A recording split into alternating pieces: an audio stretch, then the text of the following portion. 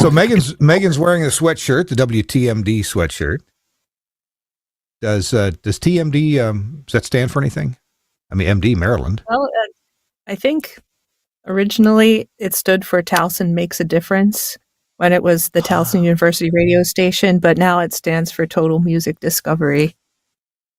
Aha. It's cool. Yes, they rebranded. One of my stations is WTMB.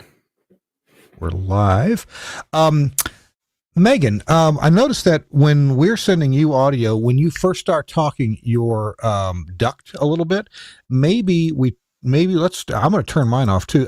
If you go to settings, if you mouse around and get that settings gear, there's an echo cancellation checkbox. And since you're wearing headphones, there's no need for echo cancellation. Why don't we try turning that off? And then I guess you'll have to reconnect. Isn't that right, Suncast? Okay, it did the reconnect thing, and that scared me. Is it any better? No, that's. Oh, something's feeding back now. And I can't hear Kirk. Okay,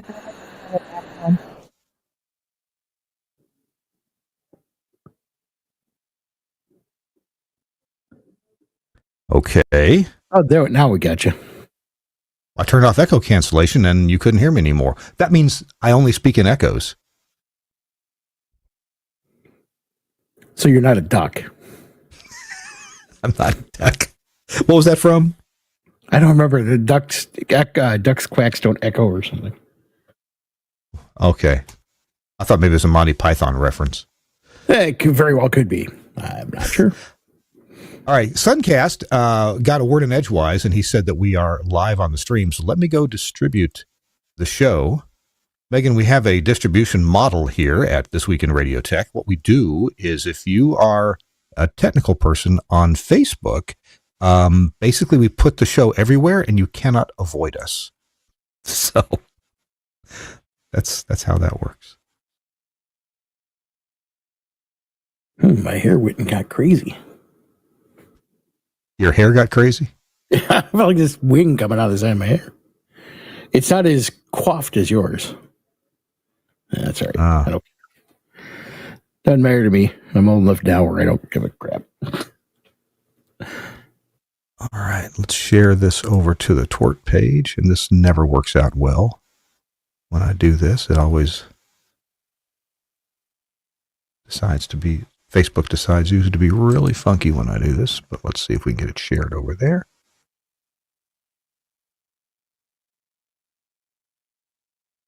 Okay.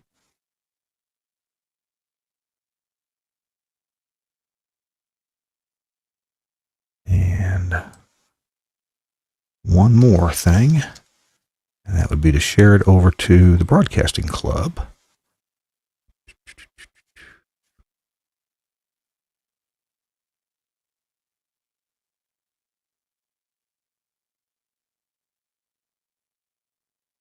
All right. Almost done. There we go. All right. Haven't heard a peep. Are you guys still with me? Yeah, I'm still here. Okay. Here. Good. Nope. Suncast. Suncast left. I don't blame him. That's like, right. We just stayed on a 3-shot the whole time. How about that? That's right. Check, please. All right. Everybody had a deep breath. Everybody got your cocktail ready and in hand. Yes, Most sir. people. Chris always needs a little pick me up after the show's over. Yeah, I do. we run him through the ringer pretty hard, So, okay, Megan, I always got to take a deep breath and tell myself it's all going to be okay in an hour. So, it's like ripping off a Band-Aid. It'll all be over soon. I usually don't let me be on this side of the microphone. Right. It's all right. You're good. Well, I talked to you yesterday, and Megan, you were just spectacular. So we're gonna have a fun show. And Megan, the only thing, whenever Chris messes up, you and me have to kind of make up for that. So that's right, because that happens a lot. Okay. Oh, Chris, we're going to talk about metadata on today's show, one of your favorite subjects. It is, actually. Yeah, I think you and Megan are going to have a good time talking about that. All right. It's a minute after 4, and it's This Week in Radio Tech. Hello to everybody on the network. Glad you've joined us live. I'm Kirk Harnack, and we're going to get started with the show here in just a few seconds. I'll make sure my chair's in good shape. Got my beverage of choice here, which is nothing more than what is that? It's some leftover lemonade and a Rockstar energy drink. And about half of it's left. How about that? All right. We will start episode 737 in 3, 2. Hey, welcome into This Week in Radio Tech, the show where we talk about everything from the microphone to that light bulb there at the top of the tower. Hey, I'm Kirk Harnack. I'm here in the Telos Alliance studio in Nashville, Tennessee, where the fake spring has sprung. It's a beautiful, warm temperature outside. It was like 80 degrees at the airport yesterday. It's 62 now, but still just beautiful weather here. We've put up with a lot of nasty weather, not like Chris Starr has, but we put up with a lot of nasty weather in the last couple of weeks. So it's a beautiful day here, and I am just so excited about today's show. And one reason I'm excited is because Chris Starr has joined us. Chris, welcome in. It's good to see you, man. Good to see you. Now, as far as our forecast, I just got done voice tracking. Oh, look at my nice, messy house. Jeez. Mostly cloudy, chance of rain tomorrow. Wind advisory, 45-mile-an-hour winds, and a high of 53. So it's actually kind of fake spring here, too. It's actually been really nice. I was in Iowa past couple of days, and it was 60 out there. That was kind of cool. Almost wore shorts. Oh. Well, 45-mile-an-hour winds. You're not having any tower work done this week, are you? No, that would be no.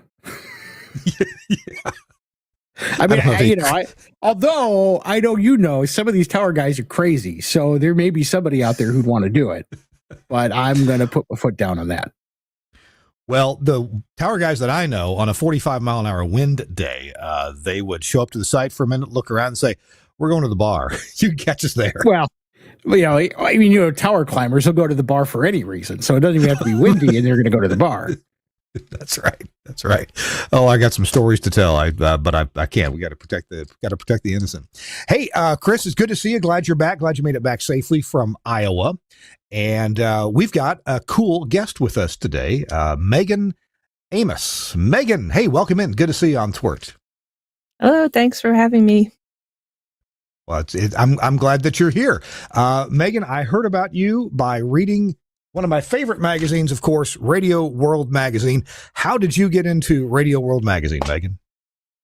Well, I spent a lot of time last year figuring out how to get my radio stations here at Baltimore Public Media set up on radio DNS and DTS auto stage. And the boss, actually, the general manager, said, why don't you write an article about that? So I thought, maybe I could actually do that. And I pitched it to Radio World and they accepted it. That's how I got in there.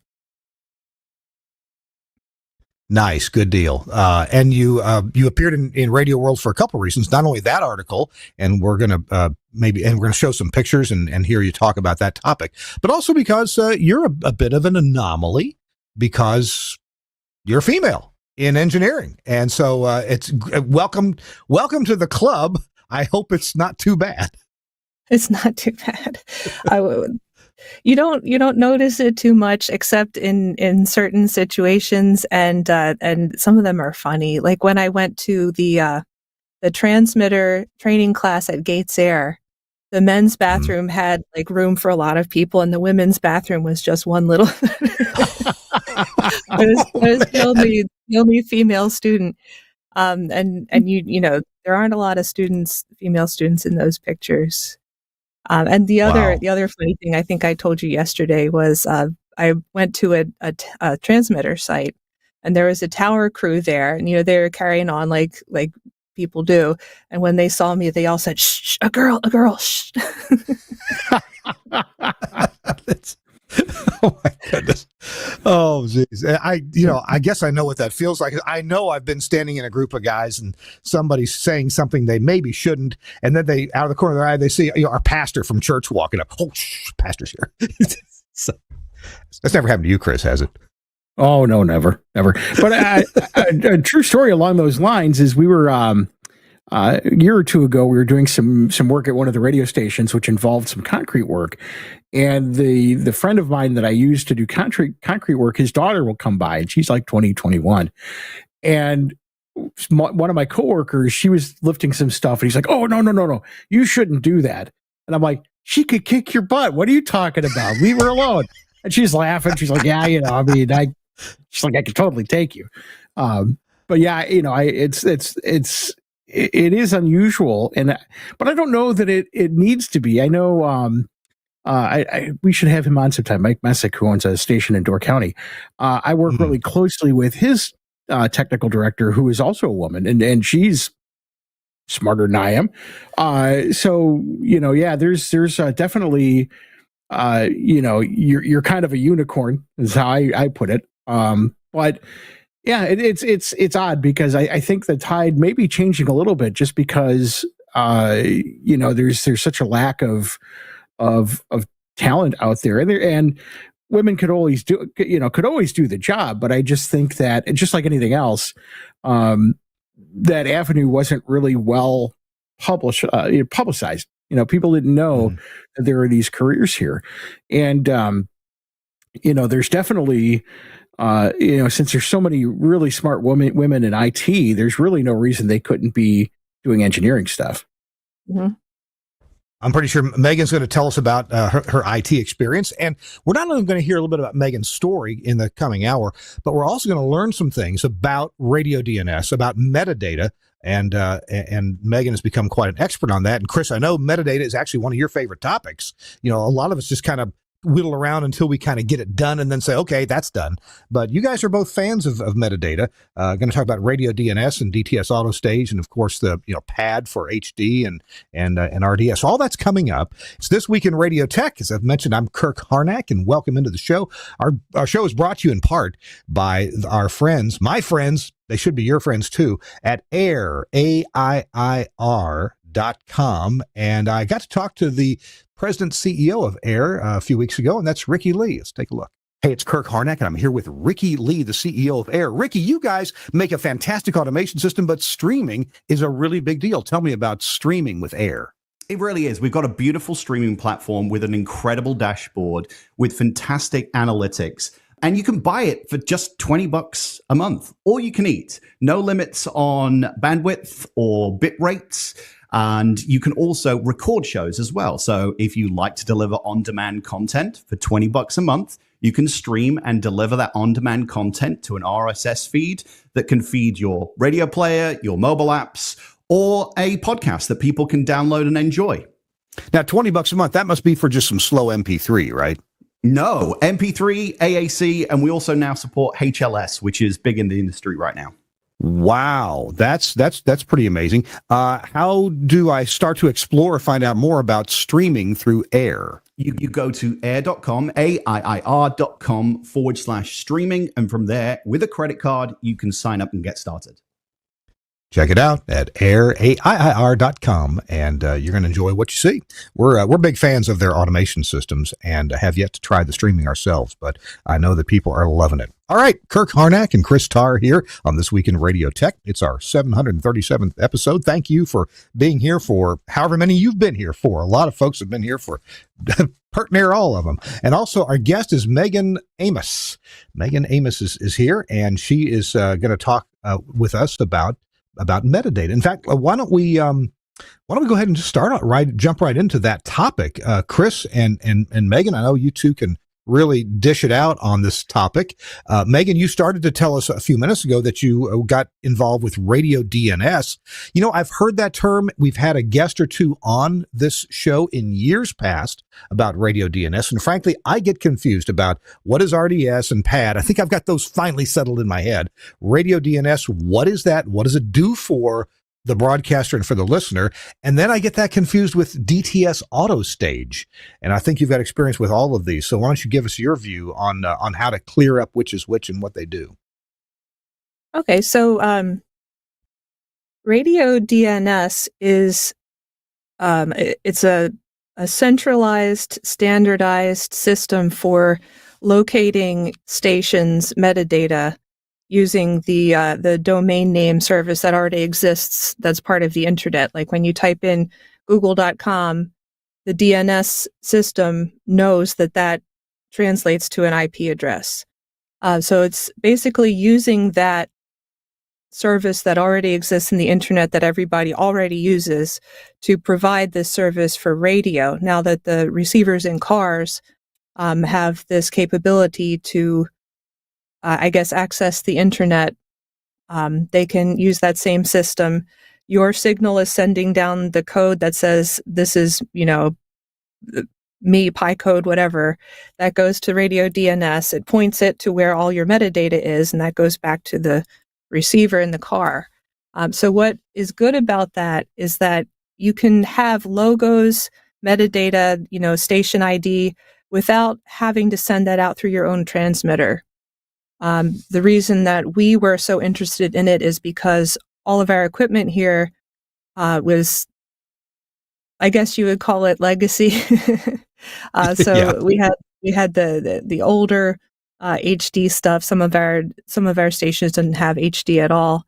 One of them didn't have RDS, and so once we got the radio DNS set up, receivers that have that enabled would show us on an equal footing with stations who have that equipment that can broadcast the images and the information over their signal themselves.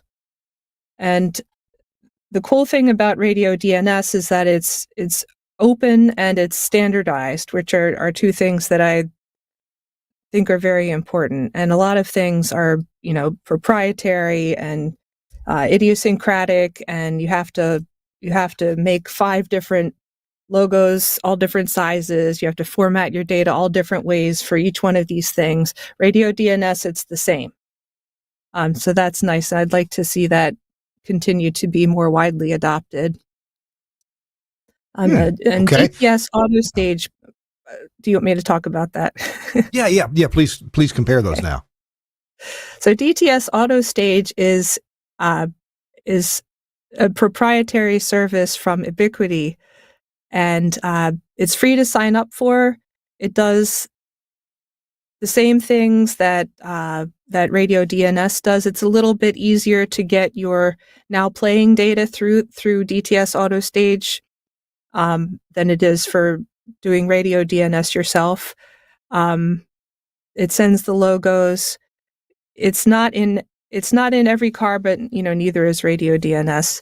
But the cool thing about DTS auto stage is that once you get it running, and you have to be sending it live now playing data, they will provide you with a heat map of where listeners are listening to you in their cars, which is neat.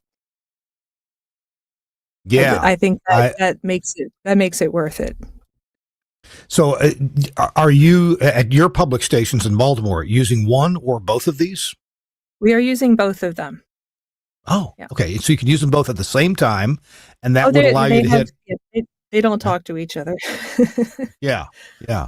And is it the case that modern car radios, and I don't own a modern car, right? Actually, our stations in Hawaii that we just put on the air on Maui, we did buy a station car, and we made sure it had an HD radio. We didn't know that it was equipped also with DTS auto stage. And as far as I know, it may have radio DNS capability. I don't know. We're not signed up with radio DNS yet, but now I've got reason to do so now. But on DTS auto stage, yeah, we get title and artist and station logo on stations that I knew we were not sending that data yet. And in fact, we actually had the old logo for a couple stations that changed format. Right. So they like TuneIn and other aggregators, they scrape that. And so it's in your interest to sign up for it and make sure that stuff is up to date, because they'll scrape whatever they can find, and it's not necessarily correct. Well, Chris, you guys do a lot of metadata there at your place. You've got a data center kind of dedicated, or some servers dedicated to metadata. Tell me how's your experience compared to what Megan said? Actually, Megan's. I'm at some point gonna have to pick her brain, because I'm still working on radio DNS and the Ubiquiti or the DTS stuff. But First of all, Kirk, I got to correct you. It's not PAD anymore. It's PSD data, which is actually thank kind of you. redundant. Okay. But the one thing that kind of drives me nuts, and Megan kind of touched on this with metadata, is there's all these different providers. None of them are the same. So, you're having to run separate software to do HD, RDS, the radio DNS, all that kind of stuff requires all different types of metadata, to the point where I now have virtual servers dedicated just for that. I mean, with 20 some stations, each one is a little bit different. So, I have some that are RDS only. I have some that are RDS and HD. I have some that are HD and then a sub channel, which requires PSD and feeds a translator, which requires RDS. So, it would be fantastic. And then not only that, you've got RDS versus RBDS. It has gotten to the point where it's very difficult sometimes to manage all the different metadata streams. Oh yeah, and there's streaming too, which requires metadata. So, there is some software out there that can handle it all. However, a lot of that is really, like especially in our case, is kind of out of reach financially. I think the last time I checked, it would have cost, upwards of $50,000 for a subscription to software that could handle all of those different stations and all of those different streams. So I've started kind of rolling my own for some of that. And, it's a challenge, but, as Megan said, it's important to do because you want to be on equal footing as everybody else. And, we've talked about this before with car radios. One of the struggles that we have as broadcasters to win in the connected car, and the manufacturers tell you this, is you've got, XM and, Spotify and all these things doing just fantastic looking album art, title and artist and everything else on these displays. Then you press a button for the radio and you get a number, and that's it. Yeah. And, it's really hard to sell an infotainment system when that's all you've got. So, that's why things like radio DNS, DTS, and all of these things is super duper important, HD radio and those sorts of things, because that's part of the reason why radio is kind of getting the back seat in newer cars, because, it's in the car manufacturer's best interest to show off their displays. And, when all we're doing is a little frequency on there, maybe a little bit of text, there's really nothing compelling about that. And we have the technology and the way to do it. Unfortunately, like I mentioned before, it's all kind of different separate things. So it's really kind of hard to just do one and done. But it is something that if you're not doing it now, you should be doing it soon. Megan, I know that your automation playout systems give you title, artist, and other information that you may choose to export in real time as things start. What middleware software have you been using to format the data for these different what am I trying to say, endpoints? Okay, well, we have an interesting situation where WTMD was bought by WYPR a couple of years ago. So I have wide orbit for WTMD, and I have ENCO DAD for WYPR. So I'm able to use and compare those two automations and the middleware that works with them. So for the wide orbit, we're using Media Realm Meta Radio. Mm-hmm. And that has, he's great. He's got a lot of export destinations built in. He's got DTS built in. He's got, RDS, whatever, and many things built in. And then for the YPR, we're using Patapult, which, is also pretty powerful. It is quirky, and for DTS auto stage, the field is just not quite long enough to get the whole URL. So there's a little bit of stickiness there with that one. So I mostly, if somebody asks me, I recommend the Meta Radio because it's affordable, first of all, and second of all, it's powerful and easy to use and actively being developed Gotcha. Chris, have you had a chance to try Media Realm? I got to in Oxford, Mississippi, when I threw my hands up and couldn't figure out how to get PSD into my HD stuff, and Media Realm just said, just let us do it for you. It's really easy and it's not expensive. And so we subscribed, got the software, and literally in 15 minutes, all of my HDs had metadata on them, title and artist. I've used most of them. I've tried that. I've done Patapult. I've done TRE. I've done Jump to Go. You name it. I've probably had my hands in it once or twice. And again, Megan kind of mentioned this. The one issue that I've found is that I've yet to find one that does everything perfectly. That doesn't kill you in terms of cost. Because again, I would love to use like Center Stage or something like that. I have a couple licenses for that for some of the stations we acquired, but it's so prohibitively expensive. But even that doesn't do everything I'd like it to do. So everything's a little bit of a compromise. One of the pieces of software we're using right now for just RDS, and we may use it for some other things, which is surprisingly powerful yet really, really hard to figure out, is the Magic RDS that comes with the TWiRT encoders. Oh my gosh! Yes. Really inexpensive, and we can have like 200 stations or something, but there is a really steep learning curve. So my assistant, who's a really good, real good IT guy as well, we sat down over a weekend and banged it out, and we've actually gotten it to do a lot of what we wanted to do. It required some hacking and some script writing and things, but we've gotten it pretty close to what we want and a lot more affordable than what we'd normally pay. But that's kind of the struggle that we have. And not only that, but when you're doing this with as many stations as I have, I don't have, the same encoders everywhere. I've got, I've got Inovonics, I've got Pura, I've got Nautel has it built in. So I have to also script it for all these different types of encoders too. So, there are a few pieces of software. Patapult is really powerful that way. TRE can be powerful that way. That can actually do several outputs at once. But for example, TRE's licensing is you pay per output. So, if I wanted to do, an RDS encoder, HD1, HD2, HD3, I have to buy each one of those modules. So, that's the other challenge to this is we'd all like to do it, but it there's a financial component to that. And if you look at TRE, which at one time was $500 per output, multiply that by 22 stations just for the one RDS output each. Yeah. So yeah, I mean, it gets to be expensive after a while. You hit the nail on the head there mentioning Magic RDS. It does work like magic. Nobody knows how it works, but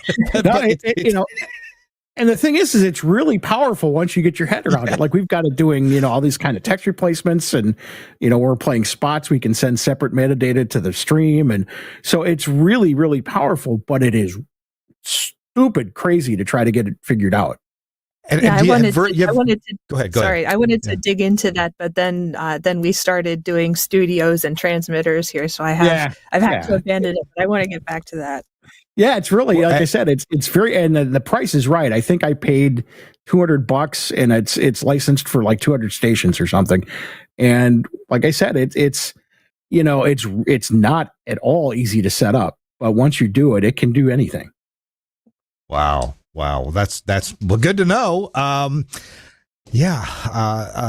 been in various products from Omnia and others. I've been using, I guess, the RDS stuff that Hans has come up with, and that seems to work. I've kind of got that figured out.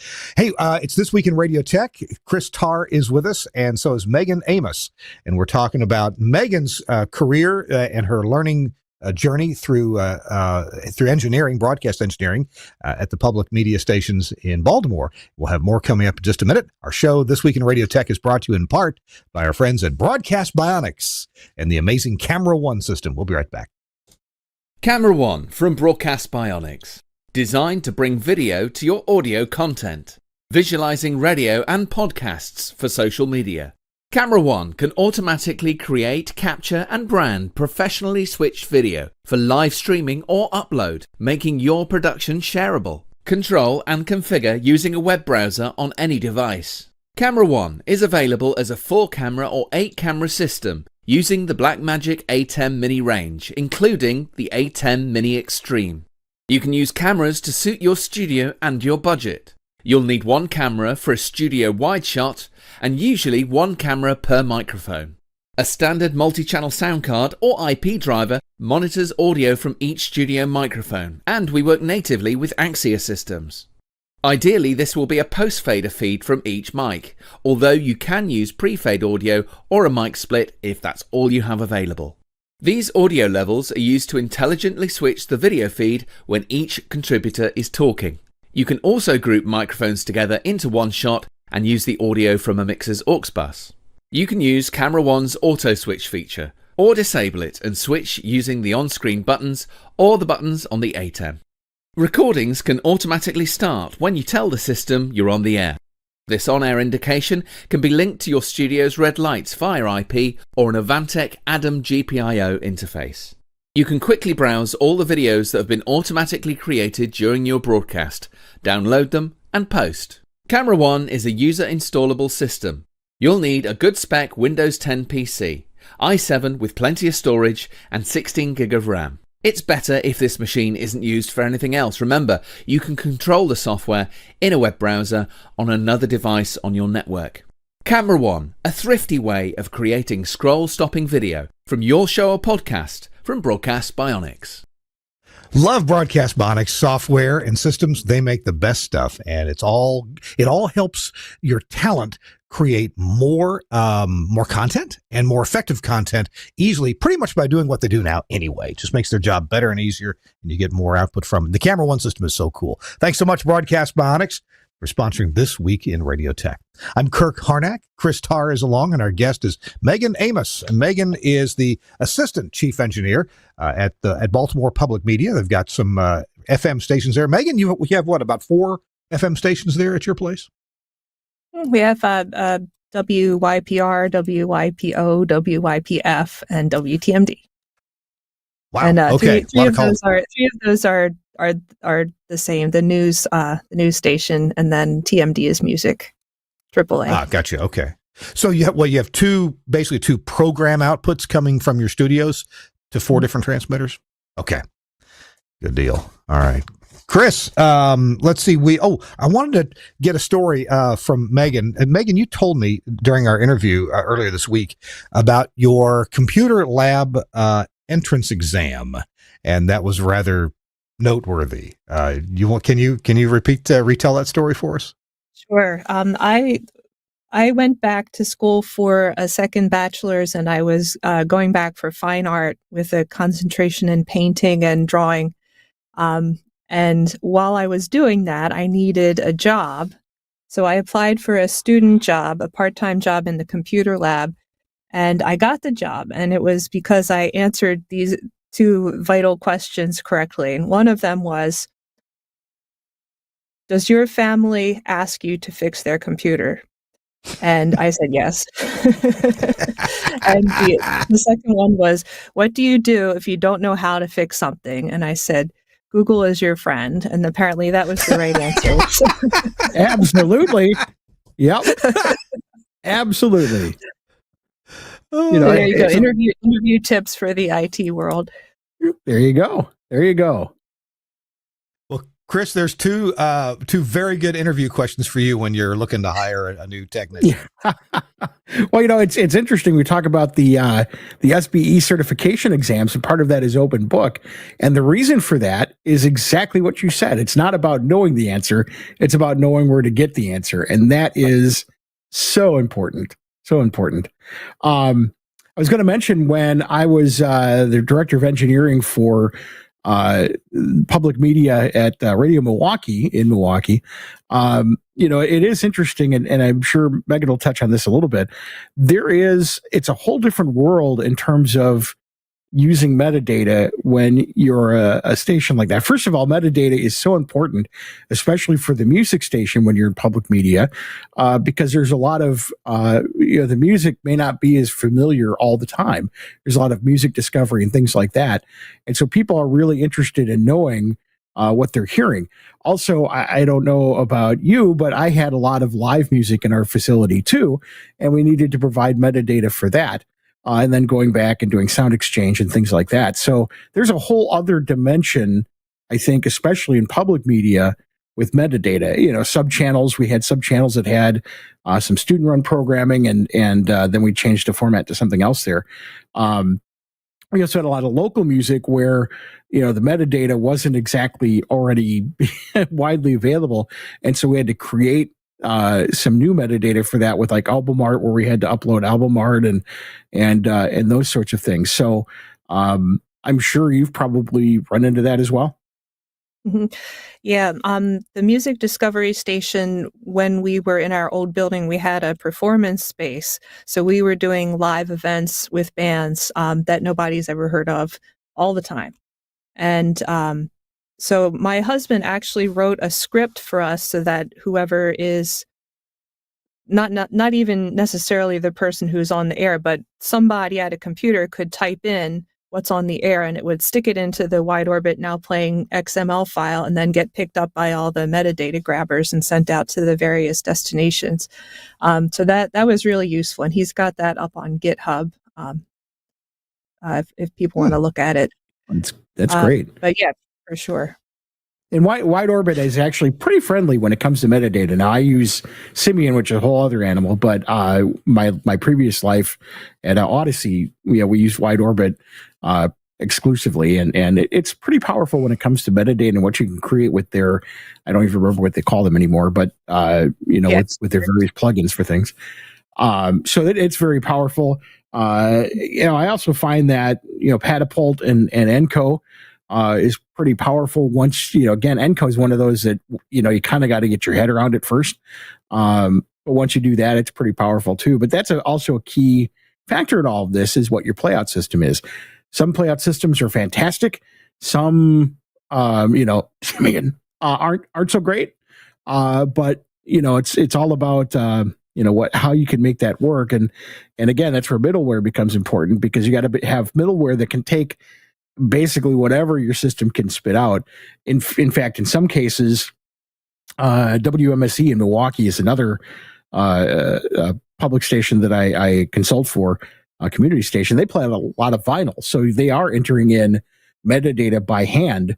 I think they're using Center Stage for that. So as the person's on the air when the song's playing, they're having to type in the metadata for that. So there's all these different considerations you have to think about. Yeah, we call it we call it using the tree, because I chose the little tree icon that comes with Windows for the program. Make sure you use the tree. That's great. One thing about metadata, I'll put in a good word too. I know they're one of our sponsors, and that is Air. We heard from earlier. They make Playout One. Playout One has an enormous number of output connectors to that are give you your pre-formatted data to connect to all kinds of different things like TRE and plenty of others. So anyway, that's I love it when. I mean, this beauty of standards, there are so many of them, but when an automation manufacturer supports so many different kinds of outputs, and I know the folks at Playout One, you tell them about a new kind of output that's needed, that they need to look into. And I know that we've gotten action within 2 or 3 weeks. Oh yeah, here's this new output to feed whatever it may be, like DTS Auto Stage. Just there it is, and it gets right up. Megan, you are pretty familiar, and so is Chris. You guys can dish on this with audio over IP, and in your case, Megan, and you too, Chris, very familiar with Livewire. Of course, people at Livewire, Telos Alliance is my employer, so I'm really familiar with Livewire and have been for about 21 years now. Done a lot of presentations and seminars on the topic, just enough for what engineers need to know to deal with it. And one of the things that we always touted about audio over IP was that it makes it easy to transport metadata along with the music. Because back in the days when we had computers with a sound card, when that computer was spitting out the audio, there was no metadata with that audio. Sure, you could get it out maybe of a serial port separately, and then you had to go treat that separately. And I'm glad those days are gone. But now the same connector and the same network that's carrying the audio out of a playout system, and the playout system knows all about that cut. It knows how long it is. It knows who the title and artist is. If it's a commercial or an underwriting announcement, they know who it is, whatever you've typed in for the title. And so if you play that out of a sound card, you lose all that information, or you lose it for conveniently available.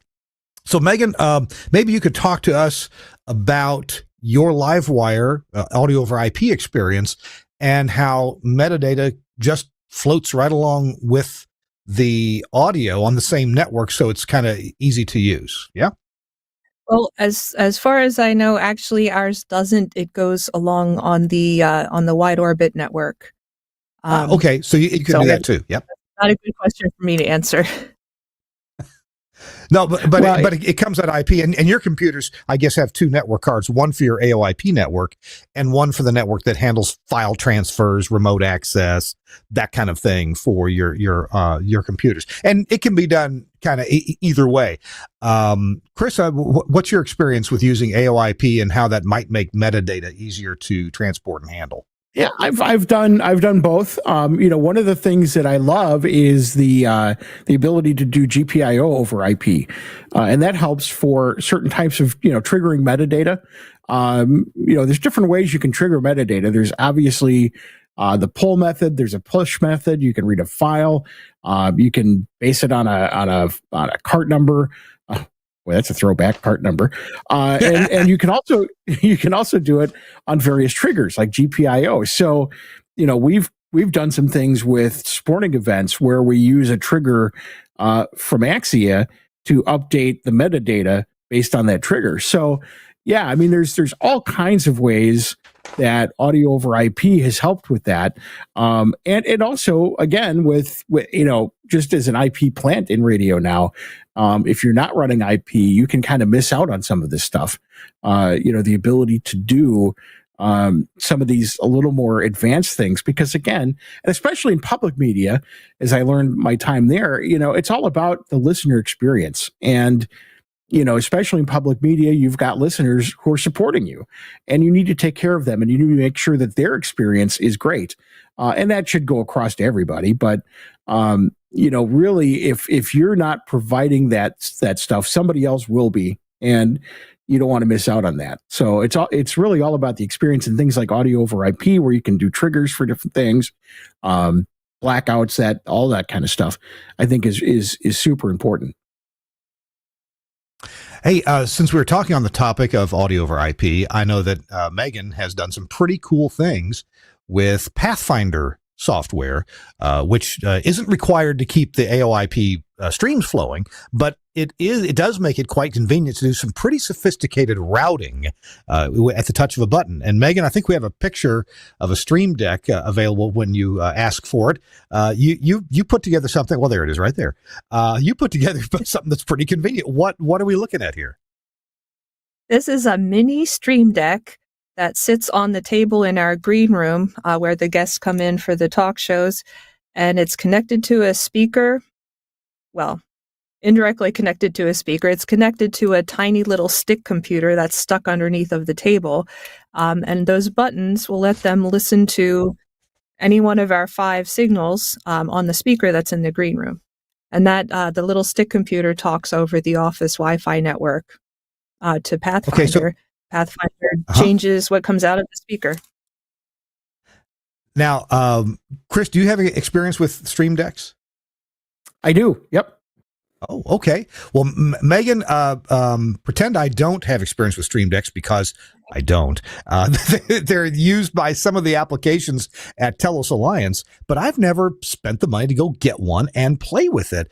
Tell me what you had to do to make this happen, where somebody in the green room with no technical knowledge, they're going to be a guest, they see this stream deck with the different logos on it.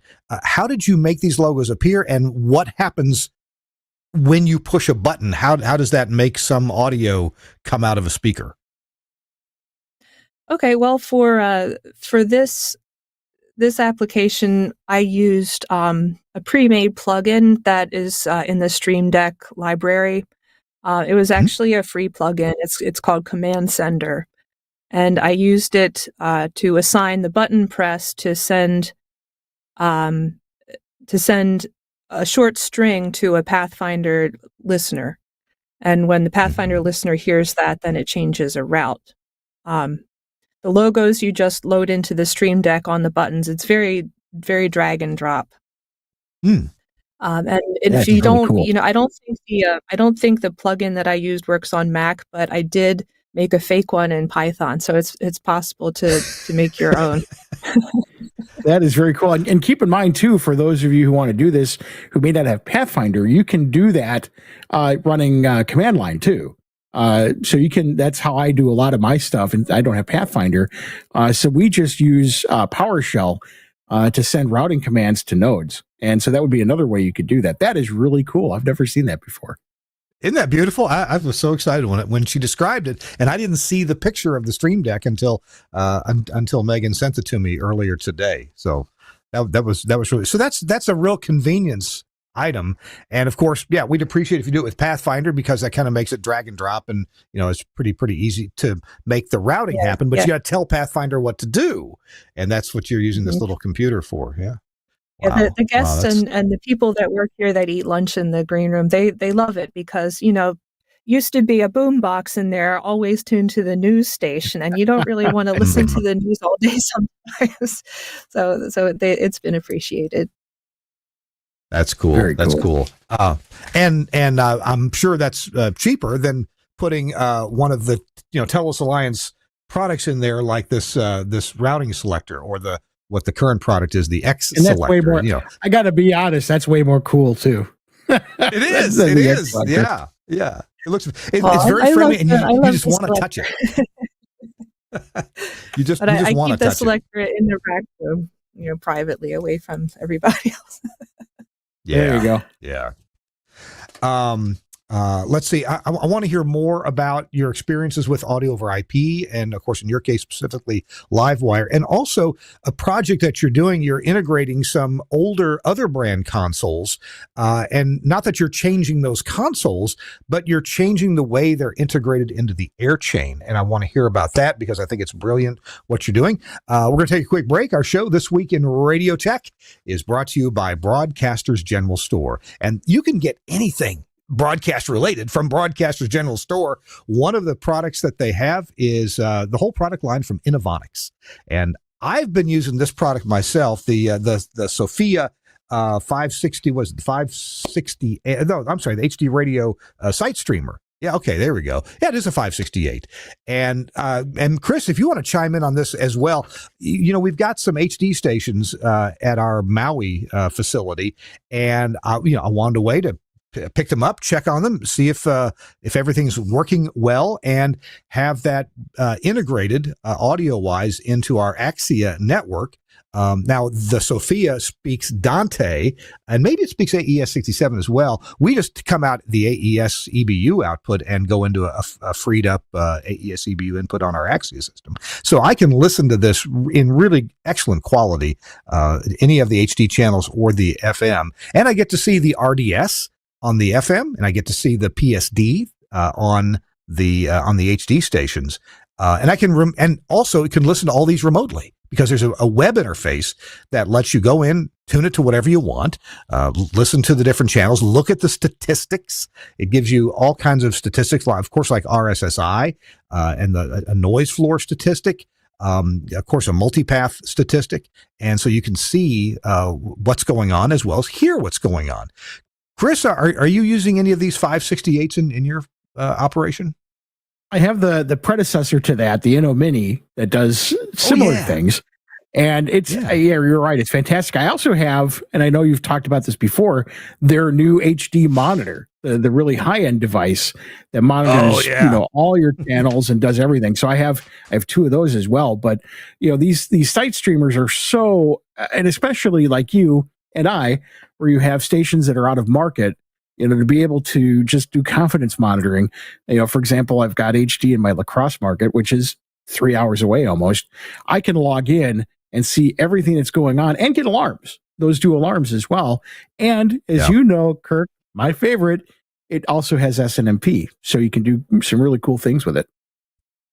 Yeah. And I just noticed from the display that Suncast was showing, it has available a split mode. So you can plug headphones into it or hear it out the back the back outputs and hear your FM in one channel and hear your HD1 in the other channel to help you line those up with each other. And we kind of had to do a rough in alignment in Hawaii. We don't have a Justin box there yet, and we roughed it in. It's been really good. I'm kind of impressed with how stable that it is. But we did that using the Innovonics to help us get that done. So it's just built in. It's easy to use. Love this SiteStreamer 568. I can open a browser window. I got available remotely that I can, jump into it. Of course, it's got a strong password and a really unusual port number. So I'm reasonably safe there from, we wouldn't want bad guys going and listening to our radio station. They need to listen the regular way. You can get these Innovonics products from Broadcasters General Store at bgs.cc. bgs.cc. You can call them because they're really set up to take your phone calls. They'll actually talk to you. You don't get a menu of, press 2 for Spanish. They do have some Spanish-speaking people, but check them out at 352-622-7700. That's 352-622-7700. Broadcasters General Store. Love these folks, and I thank them so much for helping us to bring this show to you every week for 737 episodes. bgs.cc. Thanks so much. Okay, Chris Tarr is along, and Megan Amos is with us as well. Megan, let's talk a little bit more about audio over IP. You're a youngin' in this industry. Maybe when you came in, was audio over IP already a thing for you? Have you just grown up with AOIP? I did. I was lucky. My very first radio station was being built as I got the job, and it was being built from the ground up in a new building, all Axia, all audio over IP, a beautiful 10-rack TOC. And I was there when it was being built, and I got to work on it. I came in from my first job at the station was traffic coordinator.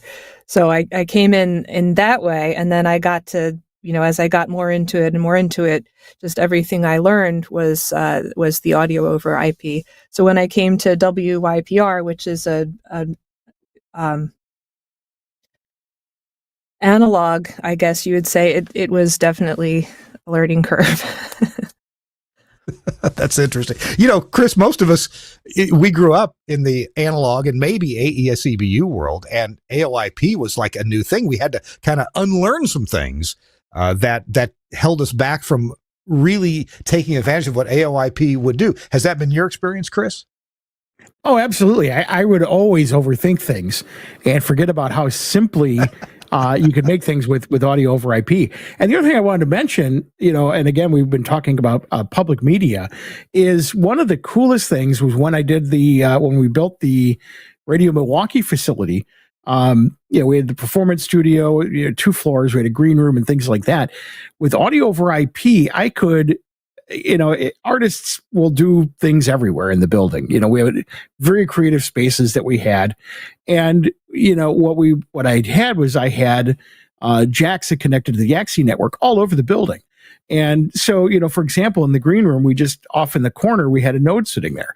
And so if they wanted to jam out in the green room, we immediately had audio available to record or put on the air. We actually had an instance of the Axia recording software. I don't remember what that was called, the skimmer software.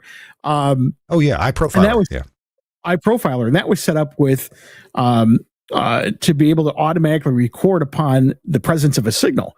So what we would do is, Pathfinder would hear a signal, turn on the recording. So we'd have people upstairs, they'd plug in, and they just start jamming, and it would automatically start recording. So, same thing, Performance Studio. We had a huge mixing desk. but then that was connected to an Axia node, and we could put that on the air or do whatever we wanted with it. So yeah, I don't miss the bad old days. I some of the most fun I have even now is converting studios to audio over IP and yanking out all of the miles of analog cable and all the noise and everything that goes with it. So yeah, it's been a game changer, but it is a learning curve to kind of stop overthinking and over engineering things when you've got audio over IP. Yeah. You found that to be the case, right, Megan? Well, you haven't been pulling out so much old stuff. You didn't have to go through all that. I am. We're doing that here now. We are in the middle of converting WYPR to Axia, so we're pulling out, miles and miles and tons of wire and putting in a couple of Cat6, and yeah. I'll tell you, I don't remember who I was talking to over the weekend, but I was mentioning, I know we're still doing some work in our new our new data center, and we're having to redo some more wiring and things. I was talking about my days at Odyssey when I converted a building from analog to audio over IP. We got the audio over IP infrastructure in. Then came time to remove the old cabling, and I still was nervous cutting anything. I had the radio stations on, even though I knew that the wiring was probably dead. You always still get that little nervous, okay, I'm going to cut this, what's going to happen? Because in the bad old days of analog, who knows, who tied what to what? And, there's always these little surprises you'd find that you don't find with audio over IP. So I definitely don't miss that, all these little surprises. Yeah, sorry. No, you go right ahead. I'll bring up mine in a minute. Sure. When TMD was bought by YPR, we all had to, go through interviews and stuff to make sure they were going to keep us. And our chief engineer, Ray Hepner, interviewed me, and he asked me, do you know how to solder? And I had to say no, because, it was all Studio Hub and Cat 5 RJ45s at TMD. Yeah. So I went home that night and I learned how. Nice. And I think there's a picture. Ray still gives me soldering homework. He gave me for Christmas one of those cubes of LEDs that you have to solder together. It had something like 560 LEDs that you had to solder the legs together. There it is. Yes, that was my homework this year from my boss. Soldering practice. Wow.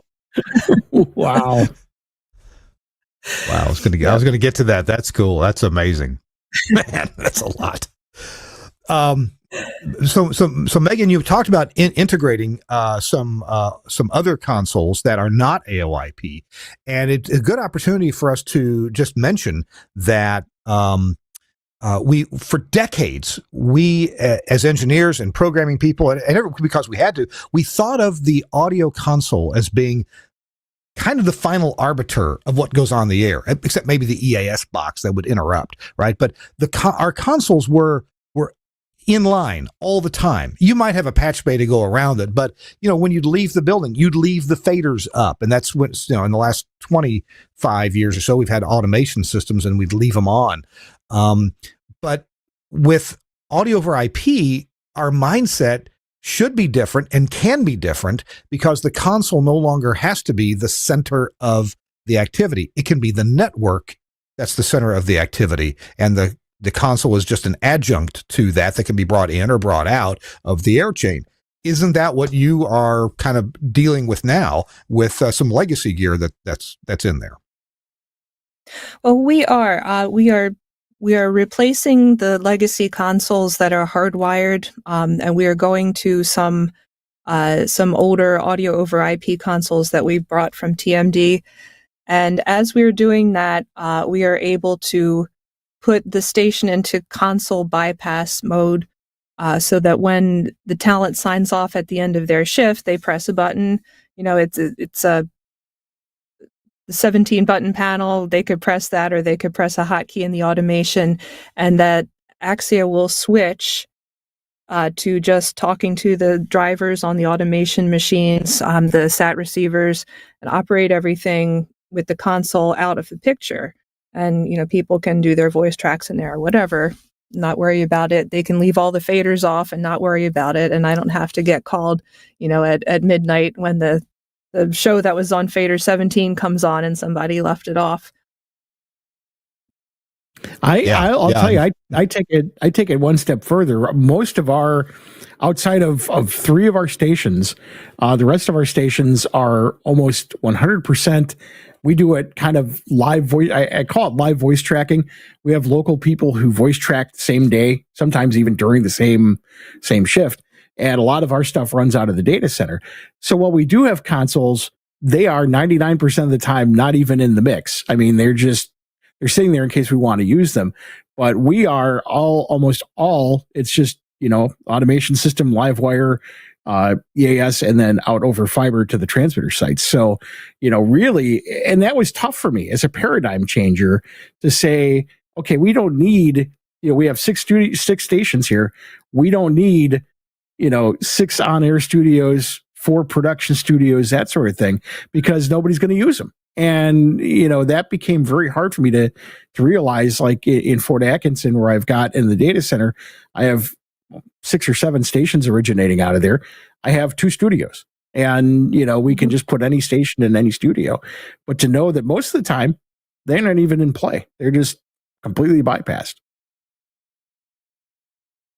Yep. Yeah. Same for us. We have 1 or 2 studios in each city, usually 1, and we use it for production, and then we use it for on the air when we're doing something live. Yeah.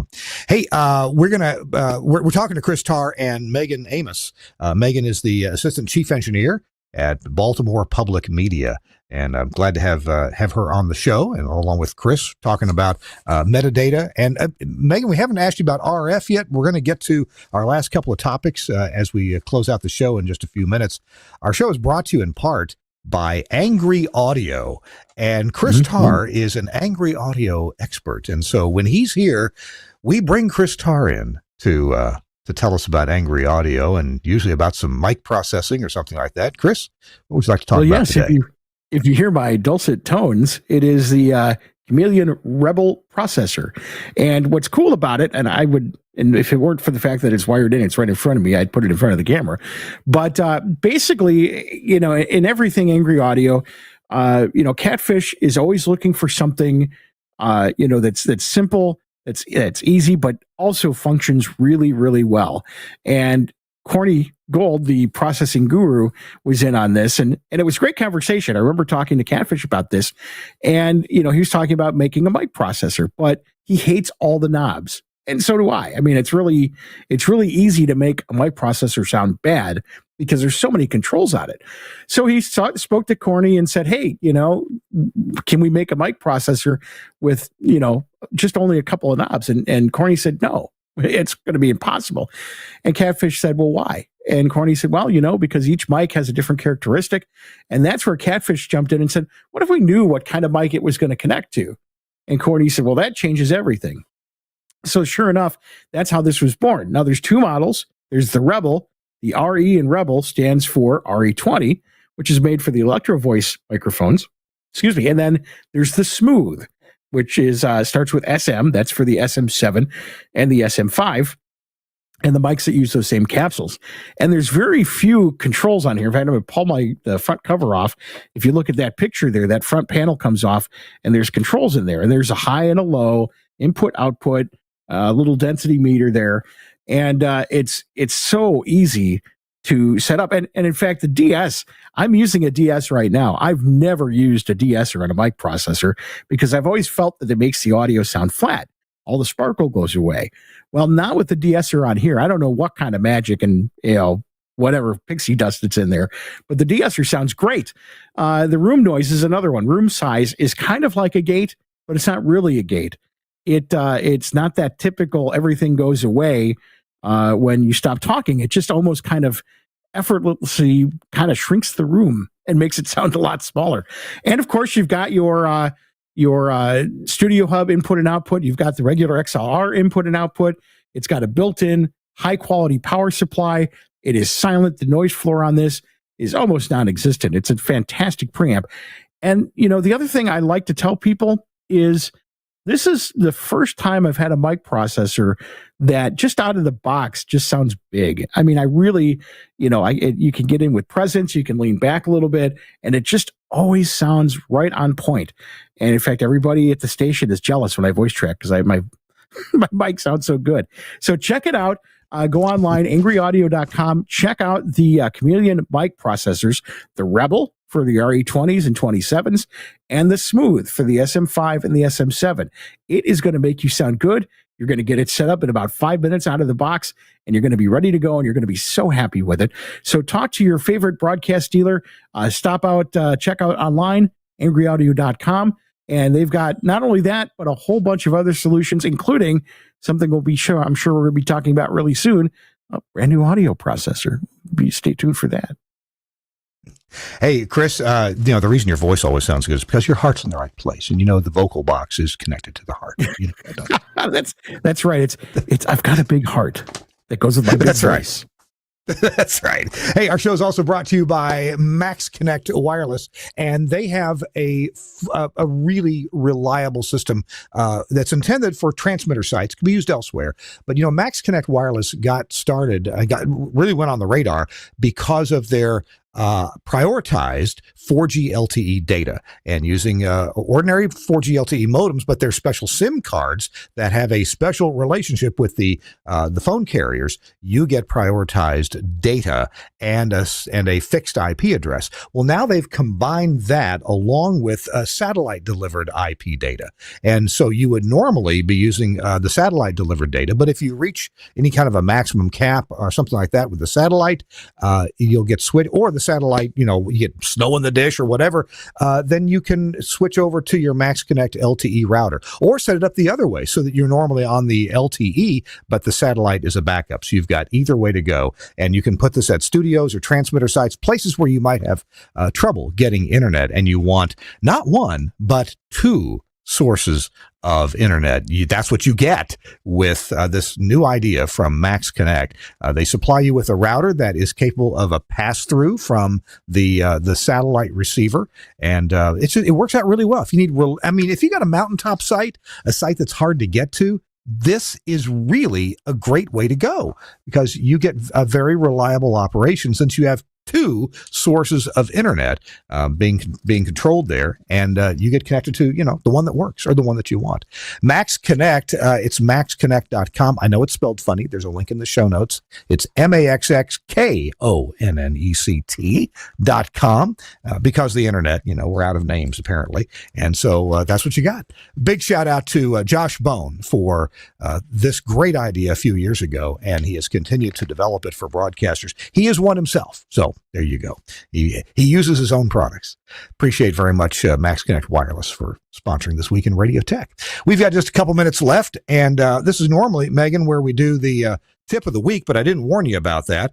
I have a picture here of this sculpture from WTMD. We want to pop that picture up when Suncast can, and find out what kind of test instrument is this you're holding? That's the 3 drone 475 hertz instrument.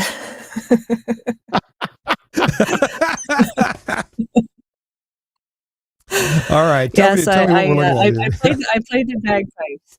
Yep. I awesome. play them for spite because they're the most horrible instrument. No, they're not. Just No, the most horrible instrument is the recorder that we were all required to play in 5th grade. Yeah, that was bad. that I could rock that's 3 true. blind mice on that, though. I'll tell you. 3 blind. Yeah, exactly. All right. So the pipe sculpture there, the tower. Was this for fun, or is it serving a purpose somewhere, or what? That tower was made by a TMDR director of finance, Kirsten Schofield. Her husband, Tim Schofield, is a sculptor, so he made that for us for the Baltimore Christmas parade. So I, for whatever reason, was serenading it, and she took a picture of me. Now, did you ever get to combine your ability to play bagpipes which that's got to be like walking and chewing gum and patting your head and rubbing your tummy all at the same time. I can't imagine how to do that. But did you ever get to combine your love of bagpipes and your broadcast engineering? Well, not with the broadcast engineering so much, but I have been a guest on the morning show on Robbie Burns's birthday. That's awesome. When do you have a chance to play the bagpipes? I take it you're part of what's it called, a troupe, a group, a bagpipe band? A pipe band. I'm the pipe major for the Baltimore City Pipe Band. And after we get done this, I'm going to go off and run band practice. Now, there's somebody that Chris probably knows, and I know him well enough. You do, Chris Imlay? Do you happen to know Chris Imlay? I have not met him, but he's in my pipe band association in the same region, so we may compete against each other. I think we're in the same grade at the next Highland Games. All right. Well, good deal. Chris, I'm sorry. I think I interrupted something you were going to say. No, I just said I knew who you were going to mention. Well, Chris, it's we're at the end of the show. It's time for a tip of the week.